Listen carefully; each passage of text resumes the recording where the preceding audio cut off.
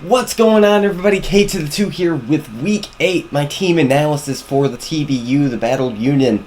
This week we are heading up against Josh Squirtacular and his Kentucky Kecleons. Now this team is very hard to plan for because he has the likes of Mew, Mega Charizard, Raikou, which is very hard to plan for in and of itself, along with Nidoking, also Scolipede, a lot of things that are very hard to plan for just on any given team, and he has a lot of them on the same team. So let's go over them.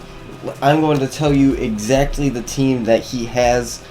He made a bench trade this week. He brought Hawlucha off the bench for what did he drop? I don't remember, but he has Hawlucha on his team this week, and the team that he has, the Kentucky Kecleons, are Mew, Mandibuzz, Raikou, I don't know how to say it. Please tell me how to say it. Scolipede, Nidoking, Hawlucha, Kecleon, Shaman, Kecleon, and Mega Charizard X. Now, right off the bat, I am completely expecting Mew, Raikou, and Mega Charizard. I could definitely see him bringing Nidoking. It's like a 75% chance that I feel like I'd see that. Same with Scolipede. I would expect to see Hawlucha since he did bring it off the bench. Kecleon could be there to get some good momentum as long as set up rocks for him, especially if he wants to make Mew offensive instead of a defensive stealth rock set. But if it is offensive, then that's just better for me. Shaman, I'm not expecting at all because I do have Mamoswine, I do have Mega Pinsir, and I have Typhlosion, all three of which I'm bringing this week, and I really have no reason not to bring out them. So that is going to be that. Outside of that, Mandibuzz is a good check to Mega Pinsir. However, it's not too great. It does have pretty good defense, but I do have Thundurus, which can deal with it. Thundurus is going to be pretty key this week as it does a lot of damage to his entire team. And that 101 base speed is just enough to outspeed a Jolly Megazard by 1 point or 2 points or whatever I threw on there. So leading off right away, first thing I saw was absolutely no switch-ins to a Choice Band of Mamo. It is a guaranteed 2-hit KO on a defensive Mew. And if I were Life Orb, I would be missing out on the KO, so that's why I'm bringing Choice Band. He only has one Levitator, one and a half, because Megazard before it Mega Evolves. But Mandibuzz is his other Earthquake switch-in. However, he's not going to want to bring it in on a potential Icicle Crash, and that would be very bad for him. So we are bringing Adamant 252 attack, enough speed to outspeed a uninvested base 100, which would be his Mew, possibly even a defensive Scolipede if he brings that. That would be weird though. I wouldn't completely expect that. And Shaman as well, if he wants to bring full bulk on that. I am outspeeding base 100s that are just barely invested. So that's going to be Mamoswine this week. I am running Dual Stab with Ice Shard for good priority. Banded Ice Shard does a whole lot to his team. And Knockoff is there just for utility because I couldn't find any other move that it would be even worth bringing on Mamoswine. So that's Spaceman this week. Next up we have our Bronzong, running physically defensive with Gyro Ball and Earthquake. Now those two moves deal with basically his entire team outside really of Shaman, Kecleon, and Mew. I guess Mandibuzz too, but that's besides the point. Gyro Ball, very good against his team, as Scolipede is just making Gyro Ball stronger every turn that it stays in, so I can potentially knock it out. Hawlucha with Unburden will go down to a Gyro Ball because it's doubling its speed. and he has a whole lot of fast threats. I have Earthquake on here to hit the Raikou. It hits the Nidoking. It hits Cobalion. Cobalion, and it hits Megazard if he wants to bring that in. And very important this week, I am bringing Heal Block. Heal Block is a very underrated move, especially against a team who only has reliable recovery in Roost with Mandibuzz and Soft Boiled or Roost with Mew and Roost with Megazard. All three of which will be completely shut down by Heal Block, and I can wear them down to the point where they really, they'll just go down very fast if it works out the way that I plan. Heal Block is very, very useful this week, so I really want to make sure to get that up, especially after I get up my rocks, because if Mega Charizard is not able to Roost, it is completely shut down, and after one rock switch in of the ×4 and one of ×2 after his Mega Evolved, it'll go down to an Ice Shard from Mamoswine or a Return or Quick Attack, whatever, from John Pincina here. Now, rocks are very important. He does have a couple of defog options in Mew and Mandibuzz, so that is what I'm expecting on either of those. If he does indeed bring Mandibuzz. If he doesn't bring Mandibuzz, then I know that Mew is carrying defog, and it would be that would most likely mean that he's a physically defensive Mew with defog in order to get off that defog. So that's why I am bringing Bronzong this week, physically defensive, just because most of his threats are physically defensive. Hawlucha won't be doing too much. I just did it again. Cobalion won't be doing too much. Mandibuzz, Raikou could be a problem, but I have a switch into that in Doris over here. So we will go over Latias next. This is my oh shit button. If Megazard gets up a Dragon Dance, I will for sure outspeed and drop a Draco and kill it. Choice Scarf with 176 Timid allows me to outspeed a Jolly +1 Megazard. I am running max special attack and just a remainder in HP. Draco Meteor does a whole lot of damage, like to his whole team, especially with a Heal Block up, because he's gonna have really only one reliable switch in Cobalion, because, well, no, Mew as well. Mew is a good switch in, and Mandibuzz. See, these two, Mew and Mandibuzz, make a very good core, especially against my team, so I really needed to find a way to break through it. So I am running Trick. Trick will be probably the most useful once I find out whether Megazard is not Dragon Dance set, which it very well could not be, and it will completely cripple both Mew and Mandibuzz, and that's really just going to be that.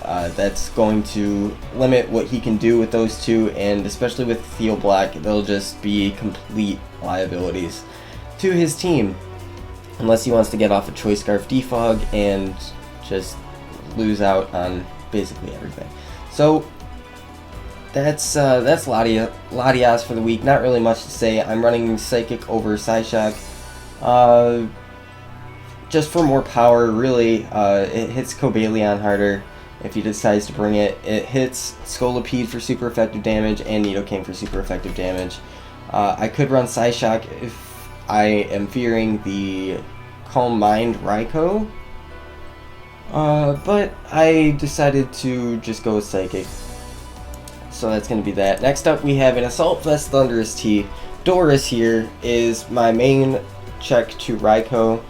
Assault Fist will allow me to take HP Ices from it for days. The strongest move that he's going to have to hit Thunderous T is, of course, the Hidden Power Ice. Extrasensory won't be doing too much. Shadow Ball won't be doing too much. I would expect him really to bring Aura Sphere on it.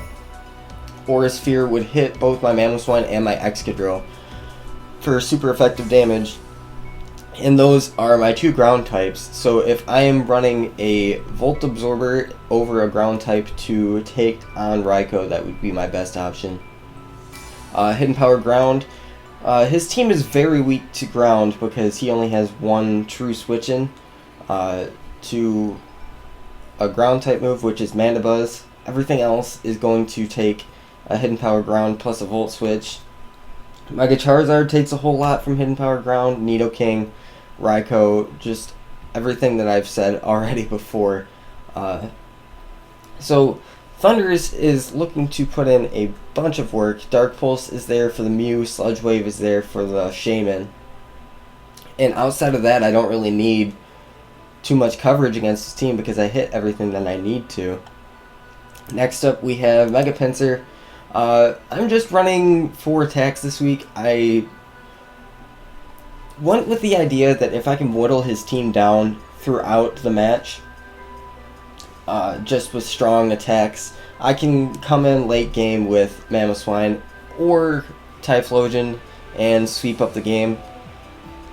Return hits everything on his team except for Raikou, really. That's really his only switch into Return, that and Mandibuzz. But Mandibuzz doesn't really want to take 2 of them. Quick Attack is there for insurance if his Scolipede wants to start setting up some some speed boosts, because Quick Attack will be doing quite a bit to the Scolipede. Earthquake is there if he wants to switch in. If he wants to try and catch me off guard, I can predict him to go into Raikou or into... No, he probably just only Raikou. So Earthquake hits it on the switch if I predict it, and then X-Scissor is there for the Mew. X-Scissor hits Mew harder than Return does, and I don't remember the calc off the top of my head, but I'm pretty sure it is a guaranteed 2-hit KO. I don't know exactly where the range of damage is in there. So that's Mega Pinsir this week. Enough speed to outspeed an Adamant Megazard, because if he's running Jolly, if he is indeed running Jolly, then I know that I will outspeed with the Latias or Thundurus. So it didn't really matter to me. I just wanted to make sure that I outsped an Adamant Megazard, because that's more than likely going to be his set. And lastly, we have this one's a weird one. I came up with it late last night.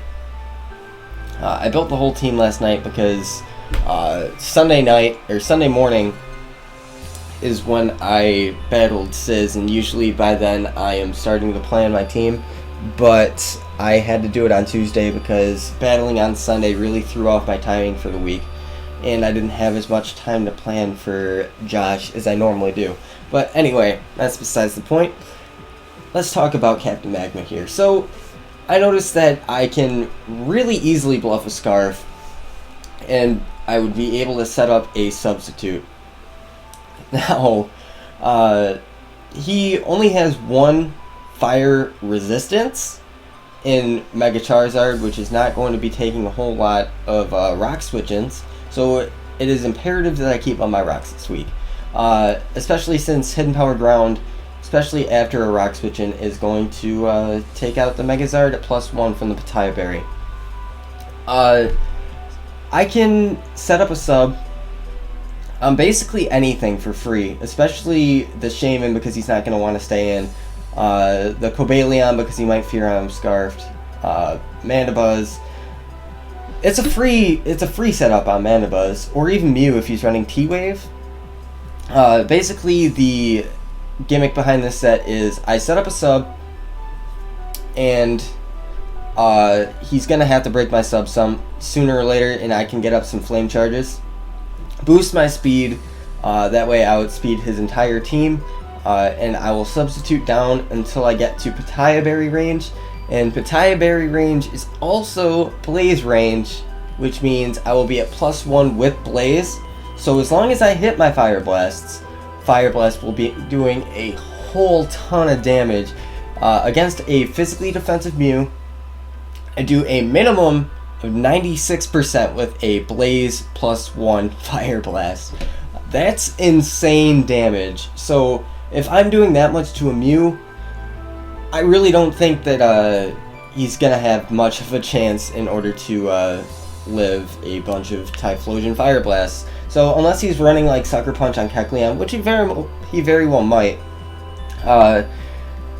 that's, and Nidoking too. Nidoking gets Sucker Punch, but I don't really expect him to bring it because bring Sucker Punch on Nidoking, I should say. I would be half expecting him to bring Nidoking because it does have good coverage against my team, but I cannot see him bringing Sucker Punch on the Nidoking because it needs those 4 other moves to deal with my team if he wants to do stuff to it. So, Fire Blast plus Hidden Power Ground hits everything on his team it basically just kills everything. That's really, the team really, very hyper offensive again, but with Heal Block, it gives it good enough utility to the point where I can just click offensive moves and wear him down completely because he won't have a switch in to, or Mew and Mandibuzz won't be able to switch in and get off their roost in Soft Boiled. And they'll be worn down to the point where Mamoswine can come in and sweep the game, or Pinsir or Typhlosion, whatever they want to do. So that's going to be my team. Make sure to check out as well. I'm going to go over his team this week because he does not upload. I am going to go over the team that he brought in the next episode because, well, I feel like it would be a good idea. I can go over his team because he really hasn't had a lot of say in what, well, he doesn't really upload anything, so I don't know what I'm trying to say. I'm rambling. But his team I will go over, and I will showcase it to you guys. Of course, that will be after our match because that would be stupid of him to give me his team before we play, and then I can just be like, I know exactly what you're bringing. I can take full advantage of that. So that's gonna be it for week 8 team analysis. I haven't played him yet, but let's go ahead and wish me luck. Thank you guys so much for watching. If you enjoyed, please leave a like on this video. Comment below what any notes that you have on the team, what you think you like on the team. And that's gonna be it. Thank you guys for watching. I will see you guys next time.